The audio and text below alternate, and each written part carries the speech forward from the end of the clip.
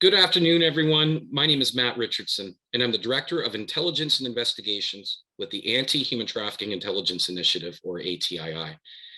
I would like to take a moment and thank every one of you who took the time to join us today. We are going to learn very valuable tips as parents and caring adults on what we can do in terms of the technologies to help safeguard our lovely children and teens.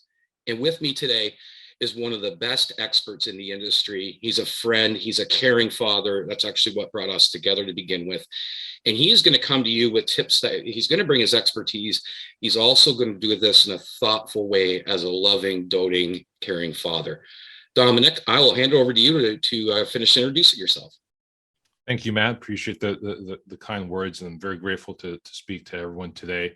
I'll just get my presentation loaded here, and in that is my further intro of myself as well. But so as Matt was alluding to, over the next 20 minutes or so, I want to talk to you about two concepts, intertwined concepts in this day and age: technology and trust. The ability to truly parent in the digital age. So a little bit about myself. You may be wondering who this bearded fellow is speaking to you today. I am the founder and CEO of cyberSC. We are an 8-year-old organization based in Vancouver, Canada, where we focus on providing what I refer to as cyber risk leadership to startups and small and mid-sized organizations right across this great country and right across the US as well. I'm also the host of the Cybersecurity Matters podcast. It's a podcast dedicated towards making cybersecurity really matter, really humanizing it for everyday people and small and mid-sized business owners and executives as well. In fact, Matt was a wonderful guest on the show as well. I'm also a touring speaker talking about mainly cybersecurity right across the continent as well. I've held various roles during my corporate time. I always say I've worked for the largest of the large and the smallest of the small. I've seen cybersecurity over the past 15 years in my career in all shapes and sizes. There's very little that I haven't seen over the course of my career. I'm also a frequent security commentator as well on radio, TV, social media, frequently appearing on those various channels as well. I am a bit of a Simpsons aficionado as well, being a product of the 90s. Again, talking about parenting and having a lot of pictures here of Homer Simpson may seem like a strange dichotomy, but again, it's just part of my character and part of the story and narratives that I share. So in terms of the outcomes, like I said, we're going to chat over the next 20-ish minutes or so. Just some key concepts I'm really hoping we're going to be chatting about and really want to hammer home for everyone here today.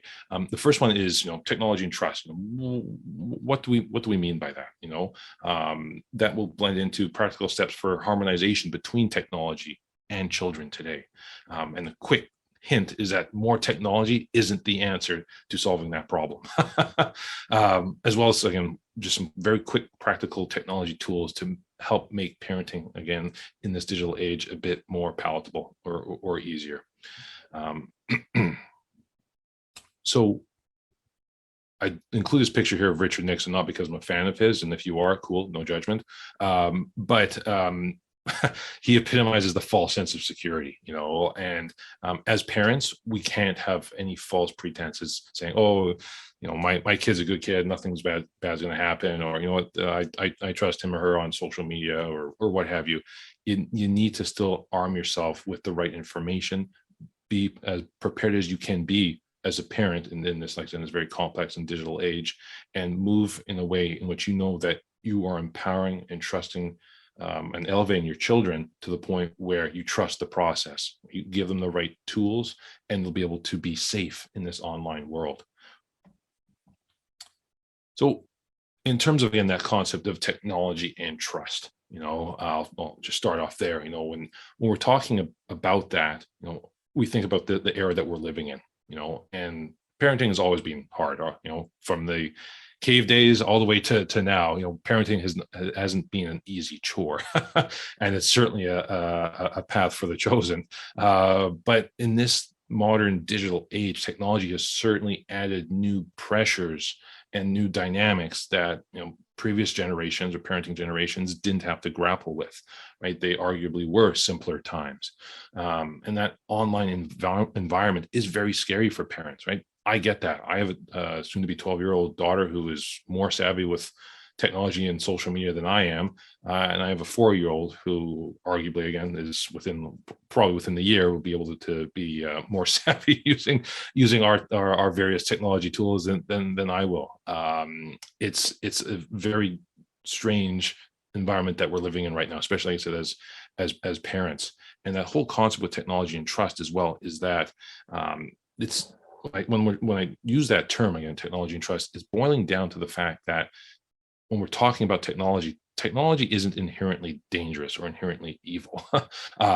When you're able to empower people who use it and make sure that they're foster this right process or mindset, which we'll talk about a bit more in a little bit, fostering that mindset leads to a spot where you can more inherently trust the experience that you're having, right? So I really do believe that technology and trust do coincide with one another. They can harmonize and live together, but it's about taking the right process to get there.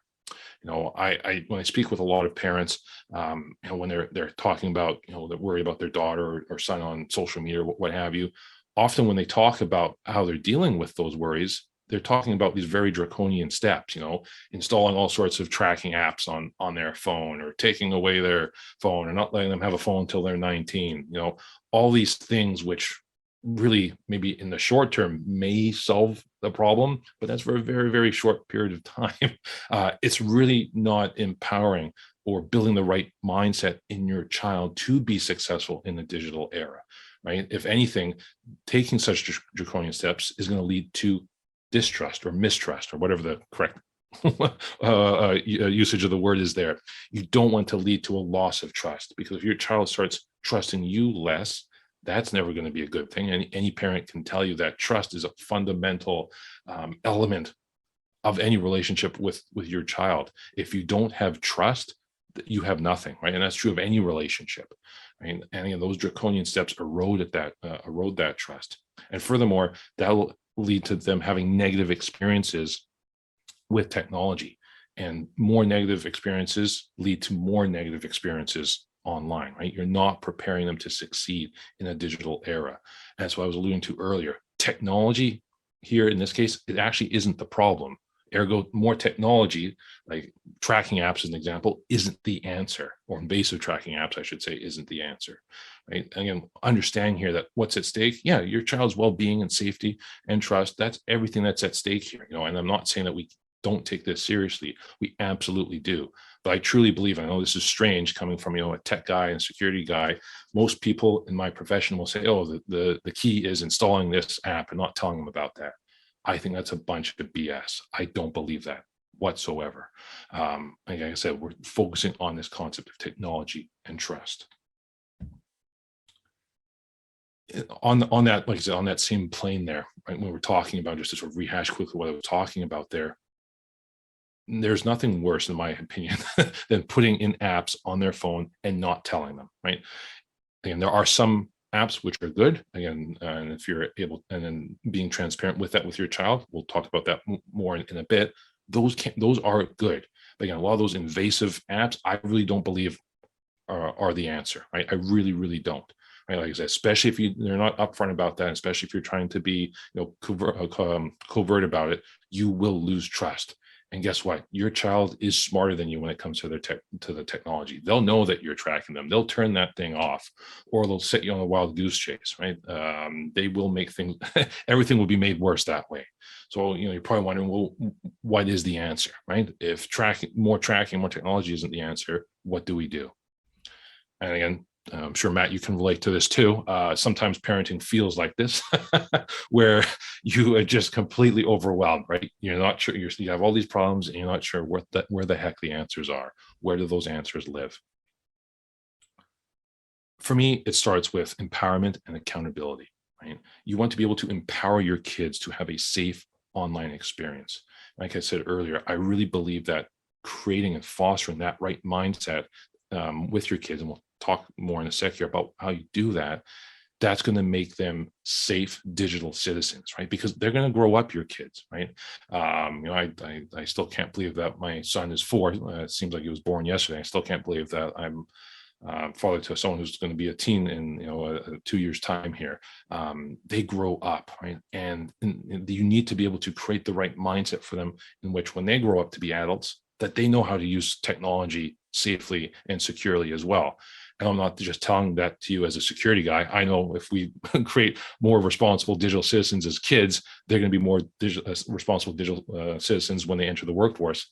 Not only does that make my life easier as a security professional, but as a parent, I think it's super important that we do that as well, right? It's our responsibility to raise the next generation, right? To be accountable, to empower them, right? To give them the ability to flourish as adults, right? We are only holding them back if we don't educate them, or if we just give them a bunch of silly commandments that don't make any sense to them, or, like I said, track them without them knowing. That does not create a safe environment. That creates judgment, that closes communication channels, right? As a parent, if something was to happen, right, you want to make sure that your child does feel safe coming to you, right? That do have open communication channels. And that's true whether they get bullied at school, or whether there's something online, or if they have any problem in life, right? It's about creating a safe environment as a parent for your child, right? That judgment-free zone, right? And these two concepts, and I truly believe this, and again, whether this is for your children, or even if you're a manager or a leader in your organization, about your how you have a relationship with your direct reports, I firmly believe that to get the best out of your children or your team, right, it's about empowering them and holding them accountable, right? Giving them the gift of accountability, right? And the ability to empower your kids, right? When they there's so much value in empowering your kids, because think about how many adults don't even know how to be safe online, right? Think of how many, whether they be older or millennials entering the workforce, there's still so many adults who don't know how to be safe online. Why? They did not have the right mindset fostered in them as children, right? Their parents either didn't know how to, or didn't bother, or they didn't trust them online, right? So when I'm talking about focusing those energies, right, rather than trying to instill those draconian measures, focus those energies on teaching them what I refer to as cyber hygiene basics. Things such as multi-factor authentication on all their accounts, right? So any other social media, it's not just username and password, right? In this day and age, you're able to set up on your mobile device something that's called the one-time code that gets sent to your phone. It helps secure your accounts, right? Makes it less likely that your accounts are going to get compromised or hacked, right? Instill in your children to have a healthy dose of skepticism, that they shouldn't believe everything that's on Facebook. We live in an age of disinformation. Think of all the garbage that's been flying during COVID, right? About, not vaccinating, and now it's a scam and all that, right? If people aren't educated to the point where they're asking serious questions and have a healthy dose of skepticism of what they see online, again, we are failing as parents. We are not creating responsible citizens of the future. Instill that in your children, right? They can't believe everything that's on the internet, right? Teach them the ability and understanding to apply security patches to whatever device they're using, laptop, mobile device, what have you. Keep those devices updated. Again, that is so important, right? Because again, you're reducing the likelihood of your device being compromised, and reducing the likelihood of having a negative online experience that way. Help them build that security mindset. I understand this is so hard for so many parents because they themselves don't have that security mindset. Many of them don't keep their computers up to date, right? It's so important in order to help your children have a safe online experience. You as a parent need to learn what it means to be safe online, right? You as a parent need to know the basics of when it comes to cyber hygiene. That way you can empower your children and hold them accountable. At the end of the day, this isn't meant to be nuclear science, right? In the case of Homer there. I really believe in practicalities and taking pragmatic approaches as well.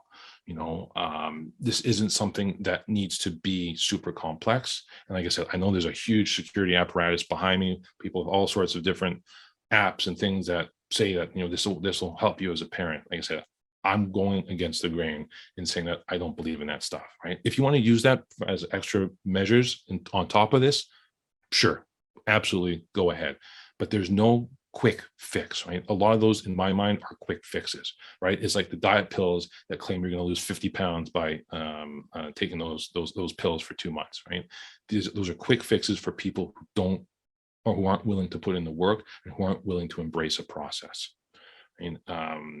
So in terms of some more practical things that you could do. So the first one is to turn on phone tracking, right? And for most phones, this is on by default, right? But there's a simple Google search for if you're an iPhone user, an Android user, your child is an iPhone or Android user, turn that on. And again, explain to your child why, right? Making sure they understand the why. And like I said, this is true whether you're a parent or if you're a leader or a boss. If you just tell someone to do it, chances are they're not going to do it, or they're going to begrudge you for it. Really focus on the why. Being a great communicator means that you're able to communicate the why and compel someone to understand why it's important, and then they'll be more compelled to follow through on that. And this is important because if your child does get lost, or something does happen to them, you're able to track their last whereabouts, right? It's something which is important in terms of being able to locate them, right? So again, that is a good safety mechanism to have in place. Make sure it's on, but like I said, don't do it covertly. Be transparent and explain to them that you're not tracking them the whole time that they're outside the house, right? It's there as an emergency in case they do go missing. Another one, which I'm a big fan of, and again, for the most part, these are built in to both iPhone and Android. Again, simple Google search will give you the how-tos, but screen time tracking, right? I'm a big believer in being able to have what I refer to as harmonized screen time, right? And I know as an adult, I struggle with this. I'm sure all of you can relate to this as well. You're seemingly on your device, whether it be a laptop, whether it be a desktop, your mobile device, what have you. You're on that so much during the day for work, but then you're also mindlessly scrolling on Twitter or what have you in the evening as well, right? And your children often will follow your lead in that. If you're someone who spends a lot of time on the screen or has high screen time, your children are more likely to have high screen time as well. Why? Because in that time when you're there as a family, if you're not talking or engaging with them, they're just going to be pulling up their device as well, right? You set the example. If they see you at the dinner table scrolling through, Twitter or Facebook or whatever garbage it is that you like to look at, they're more likely to do that as well, right? Have those boundaries, establish those boundaries as families, right? Maybe saying as a family, we're going to make sure that we don't exceed a set amount of screen time. As an example, with me, with my children, my phone goes off at 4 p.m. Right? That's when I'm done my workday, and I shut off the phone. I do not look at it because I spend a hell of a lot of time on that between 7 and 4. But that's a commitment to them, and they see that, right? And they recognize that you can have a break from screen, right? So use those types of things to track, not just for yourself, as you're saying that example for your children, but for your children as well, to help establish those boundaries, empower them, and hold them accountable to that time. Maybe they're allowed, 2 hours or 1 hour of screen time after school, 2 hours, whatever it is that you want to set, but at least then you're empowering them and you're holding them accountable to that. So big picture here, as I feel like I'm rambling on here, there's really what I refer to as the digital trust experience, right? As we go deeper and deeper into the online world, as technology becomes more immersive in our life and our life experiences, core to that or key to that is going to be having strong digital trust experience in the online world. And like I said, as a parent, at the end of the day, you want to know that you've done everything you could possibly do to empower your children to succeed as adults, right? And like I said, something like this is really no different than teaching your children how to, the ethics of hard work, or the ethics of earning that hard dollar, right? You don't need, if you prepare your children over the course of the time that they're living at home with you, you embrace a process, right, to make sure that you've done everything you could to create a responsible human being and a responsible adult. You don't need to worry about their finances when they're in their 30s or 40s, right? Trust the process. Know that you've done everything you could to bring them to that point. This is really no different, right? You're trying to build that type of security, that mindset, or that safe online mindset that they can embrace as they become an adult. Like I said, focus those energies on creating that secure mindset. Don't focus those energies on those tracking apps. those two concepts as well as about empowering and accountability, right? Instill those basic cyber hygiene steps in your kids, right? Empower them and hold them accountable, right? That's how you're going to end up creating a very responsible online citizen, both as a child and as an adult. Right? And in doing so and following that type of process, right, you're going to preserve and strengthen the trust. Right? You're going to have those open communication channels with your children, right? You're going to foster that no judgment zone, right? Use technology to support that mindset, right?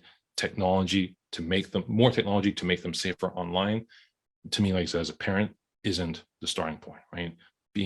Understanding to me, true principles of being a parent, again, is being able to make sure that you're fostering them and empowering them and being able to hold them accountable as they grow. So that was the big finish of sorts. If you're interested in reaching out, I do spend a lot of time online, at least within my allotted screen time. Please feel free to reach out to me via email, Twitter, LinkedIn. Please do reach out anytime. I'm always happy to help, whether it be in the context of parenting, in the context of business. Please do reach out anytime. I do believe in sharing my parenting journey as well, as Matt knows this. The focus of my Friday LinkedIn posts are always about the life lessons I learned from my children. Right? I truly believe as a parent, the greatest gift we're given is the perspective that our children provide us. Right. So like I said, don't take the shortcut. Don't take the draconian measures. Focus on the right process to foster, to empower, and to really create the responsible adult of the future. Thank you. Wow, and thank you kindly, Dominick, for a thoughtful, lucid discussion on something most of us can't even swing at and hit. You certainly covered a lot of bases. I do a lot of speaking on topics of online safety and parental conversations, and I've learned a lot. And if you don't mind, I might borrow from you, my man. Just the way you put it, and my takeaways as a father too, Dominick, you've taken a very unhuman thing in technology and humanized it rather effectively. And I feel, and I'm confident everyone on the call feels better about the fact that you can do this. A couple of my takeaways are empowerment over fear. Empower them to be good and responsible digital citizens, because we can't keep them under our thumb forever. It's hard to admit. And Dominick, I'm with you on this. I do not advocate for the spying apps and the monitoring apps, especially if it's meant to be covert, because all that's going to do is break trust, drive them underground where they're really in danger or at risk. Okay. I take that one away, and wow, it's just affirming to hear it from an expert of your stature too, because I sing from the same book. Dominick, would it be fair to say here, one takeaway, maybe I'd get your thought here, but it's almost like what's old's new. So you're a 90s product. I'm an 80s/90s project, and I love the Simpsons references.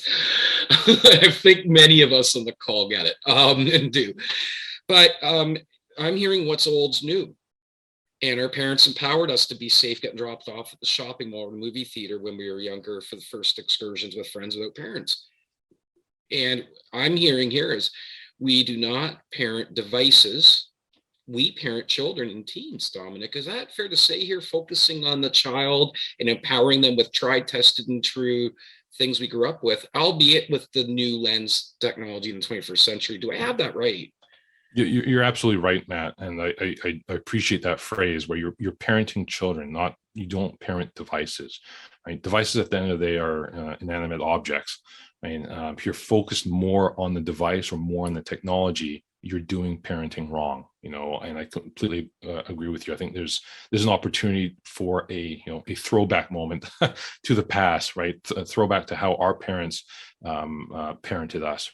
Right, again, through that ability to go through a process, right, develop the right skills in us as children, so we could safely go to the movies when we were 13 or 12 or whatever your sort of risk profile was, right? Being able to go through that path and being able to recognize and understand that by empowering them, as our parents did to us, we became better adults, right? If parents aren't doing that, we're at great risk of creating, adults that aren't able to take on responsibility, are always going to be, feeling that they need to be under someone's thumb.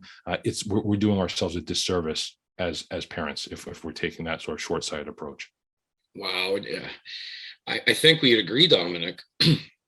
Empowering our parents and our caring adults on the call today is paramount, and it's our objective, and well done. I feel I've learned, I feel empowered. Okay. Excuse me. I think one thing we can leave our audience with is, I feel like it's a red herring, the technology, Dominic, where in the 80s, when I was a kid, everyone was looking for strangers and there was that whole hysteria. We're looking for the creepy guy in a trench coat in a dark parking lot, but we weren't looking at the neighbor's son who's home from university for summer break. And we know most people that harm us are known to us. I almost think the technology today is the new red herring. If we focus on our children and teens, and the devices are very much secondary, we can win. And I say, Dominic, can we agree that our parents and our caring adults should breathe and pause and give yourself more credit than you are? You know more than you give yourself credit for, because you know the behaviors, that red flags, something's wrong with your child and they need to have a conversation. You know all that. Dominic, that's the hard part, isn't it? Being present and engaged and investing time in our children to teach the right lessons. The technology's nothing you can't do on a coffee break. Google, I call on your phone when you got 5 minutes, right? You're so right, Matt. And I think it's so important as a parent, right, to give yourself grace and to be kind to yourself. Parenting, I both know this, Matt, is one of life's more difficult journeys. It's not meant to be easy, right? But there's something beautiful in going through that journey and embracing it, and not chasing, like you're saying there, the red herrings, not misplacing your energy. If you're more focused on, like I said, on taking away their phone or installing tracking apps, you're doing parenting wrong, right? You're focusing your energies in the wrong area. And for someone like myself who focuses on risk management, that's not where the risk is, right? The risk lays in not creating and empowering and fostering the right environment for a child to become a responsible adult. That's where the risk is, right? And the thing is, and I think you and I've talked about this before, humans are really terrible at assessing risk, right? Right. People will always overemphasize the thing that seems more scary, right? And the mobile device, the creeps on the mobile device, on the chat rooms or what have you, that's what people overemphasize, right? And again, those things are there, don't get me wrong, right? But people overemphasize that risk, right? And they don't understand the risk that takes sort of a longer time to materialize and may not be as visual or visceral, right? The risk of not parenting your child to the point where you've created a safe environment, where you're fostering that type of intellectual growth, right? Where you're stimulating their ability to be empowered, right? And to be able to held accountable. That's where the risk is, right? But the thing is, that happens over a 20-year period, right? That's a very slow, unsteady, very slow and steady risk that just isn't, like I said, visceral, right? It's why people often say, well, I have a fear of flying because I think I'm going to die in the plane, right? You're more likely to die on the drive to the airport than in the airplane, right? And again, why? Because humans suck at assessing risk. As we bring it to a wrap, how profound, we got to do this again, Dominic. Anytime, my friend. Wow. Powerful stuff, very human and doable. I feel empowered, and I trust we all do. Man, good stuff. I just want to thank you kindly, Dominick Vogel, my friend and my colleague, who has a very demanding calendar, a very busy schedule, for making time on his own time and dime to come in to help make our parents and caring adults feel better and be better. I think it's safe to say that we're better off for having attended this today, Dominic. Thank you. Well done, and super appreciated. I would like to let our friends know, again, thank you from Dominic and I for joining us today. And we hope that we will see you later today from 11:30 p.m. to 12 p.m. Eastern Standard Time. You'll have the opportunity to speak with Dominic and myself and our other experts, Stacia Sheehan from the National Center Missing Exploited Children, or NCMEC, and recently retired Internet Crimes Against Children investigator, and again, an amazing person, as is Stacia. Lonnie Bankhead will be on as well. So we hope to see you there. We do thank you for joining us today, and we will see you soon.